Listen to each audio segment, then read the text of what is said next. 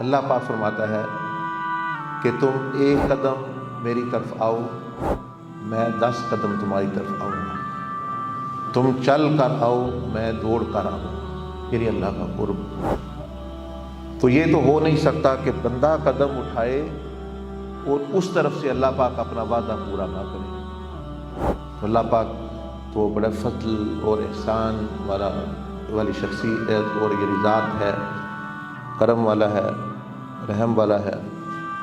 تو چلے زیادہ نیک نہ بھی بنے بندہ، تو میں یہ کہتا ہوں کہ جیسے اس حدیث میں ہے کہ ایک قدم اٹھاؤ تو میں 10 قدم، ہم اور آپ وہ پہلا قدم تو اٹھا کے جائیں نا، بات یہ ہے نہ دوسرے تو آگے پھر جب اللہ کی طرف سے کرم ہوگا، جب وہ آئے گا اللہ کا قرب، تو خود بخود بندے دوسرے قدم اٹھتے چلے جائیں گے۔ لیکن اس حدیث سے یہ پتہ چل رہا ہے کہ پہلی بات یہ ہے کہ پہلا قدم بندے نے اٹھانا ہے۔